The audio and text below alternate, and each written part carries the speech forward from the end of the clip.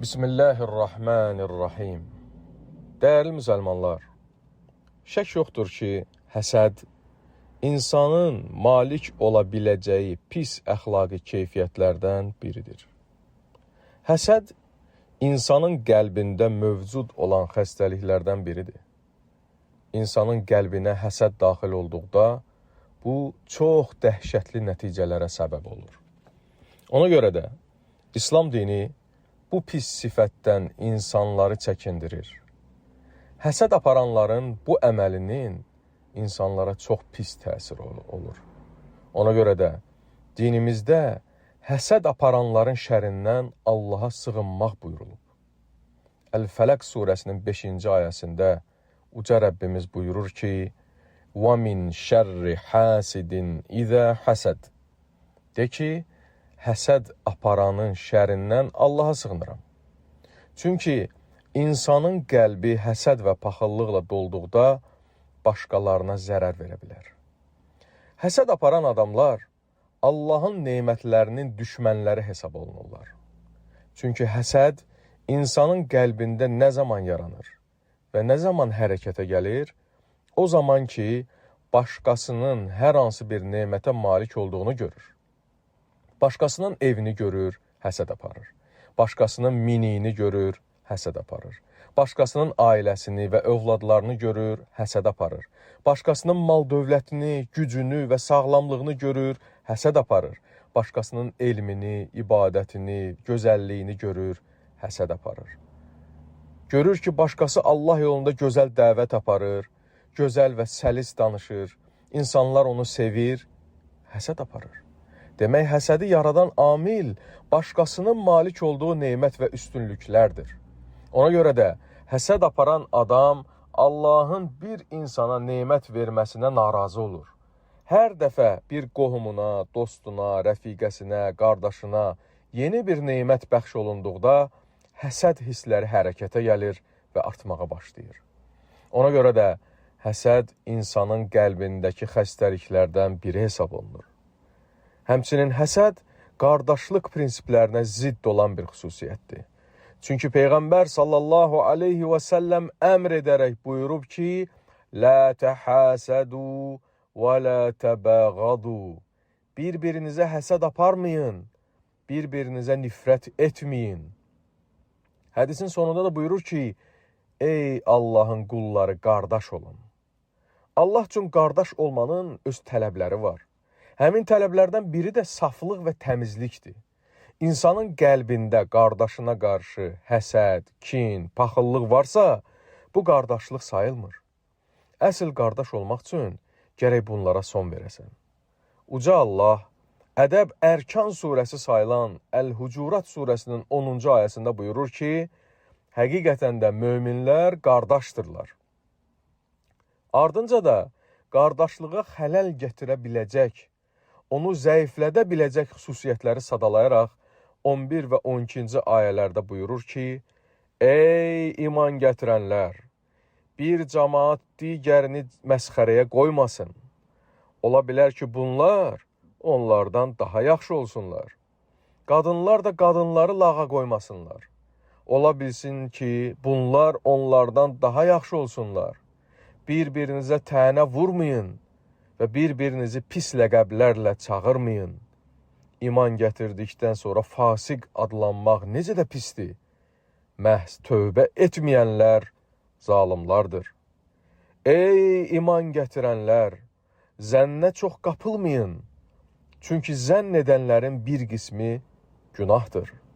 Bir-birinizi güdməyin, bir-birinizin qeybətini qırmayın.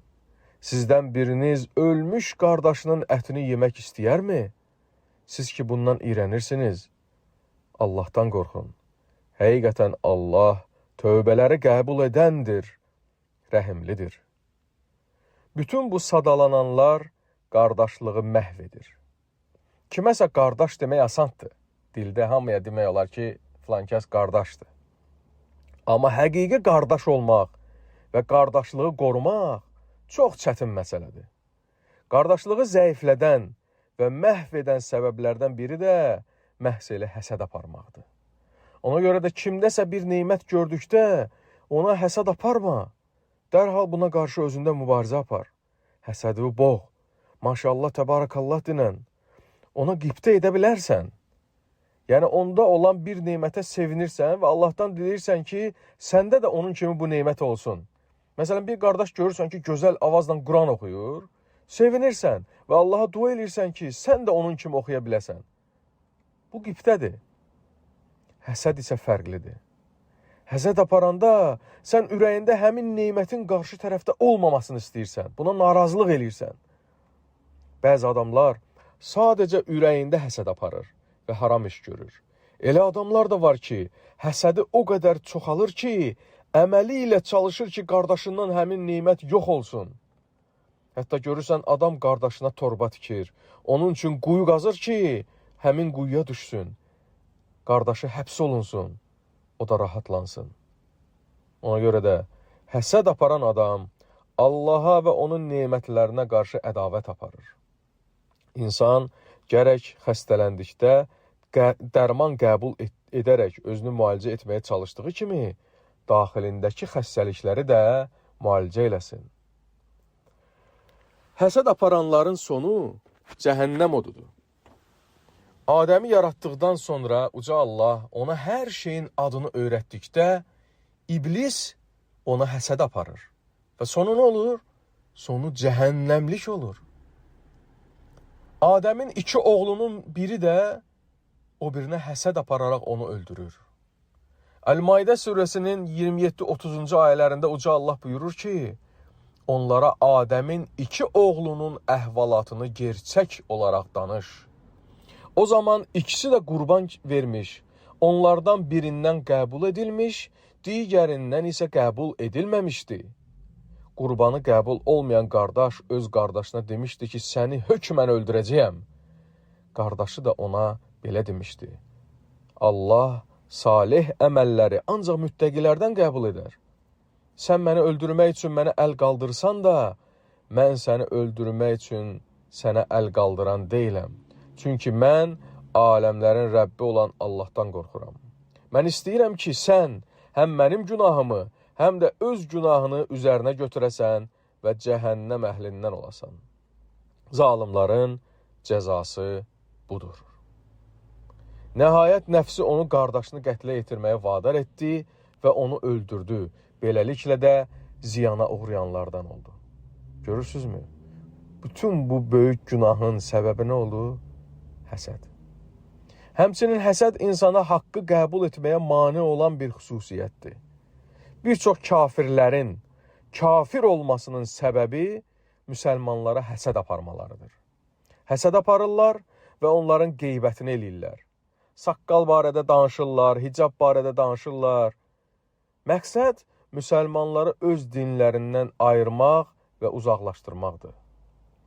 İsrail oğullarının Muhammed sallallahu aleyhi və səlləmin peyğəmbərliyini qəbul etməmələrinin səbəbi də məhz həsəd olmuşdu. Uca Allah Əl-Bəqərə surəsinin 109-cu ayəsində buyurur ki, kitab əhlindən bir çoxu həqiqət özlərinə bəlli olduqdan sonra içlərindəki həsəd üzündən sizi imanınızdan sonra kafirliyə qaytarmaq istəyirlər.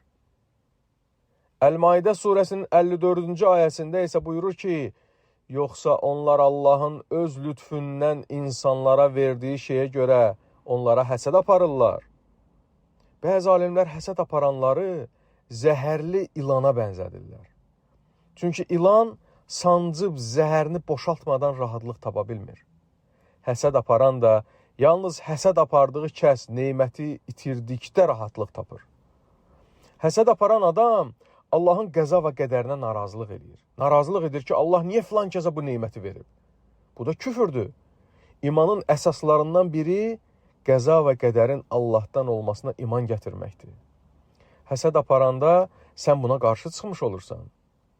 Əbu Hatim el-Busti rahimehullah deyir ki, həsəd aparmaq necə də pis xəstəlikdir. Bu xəstəlik insanı depressiyaya salır və onu kədər içərisində boğur. Bu xəstəliyin dərmanı yoxdur. Hər bir xəstəlikdən qurtulmaq mümkündür. Həsəd aparan isə bu xəstəlikdən yalnız o zaman qurtula bilər ki, həsəd apardığı adam malik olduğu nemətləri itirsin. Allah bir adama bir nemət bəxş edibsə, bunun öz hikməti var. O özü bilir, biz bilmirik. Ona görə də buna narazılıq etməməliyik. Həmin adama həsəd aparmamalıyıq. Həsəd aparsaq, bu bizi kinə, nifrətə, ədavətə və düşmənçiliyə aparacaq ki, bununla da biz özümüz də məhv olacağıq, qarşı tərəfə də zərər toxundura biləcəyik. İnsan bəzən öz qohumlarının və dostlarına həsəd apardığı üçün evində problemlər və mübahisələr yaşanır.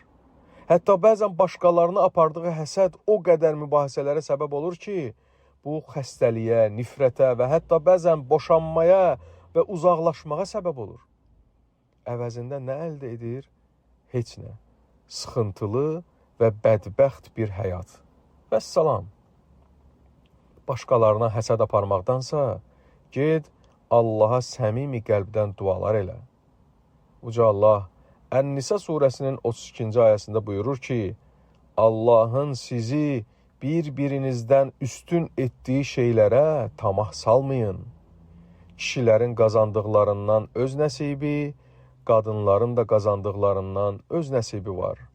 Allahdan onun lütfünü diləyin. Həqiqətən Allah hər şeyi bilir. Uca Allahdan diləyirəm ki, bizləri həsəddən, kindən, ədavətdən qorusun. Bizləri eşidib faydalananlardan etsin. Amin. Vəlhamdülillahi Rabbil aləmin.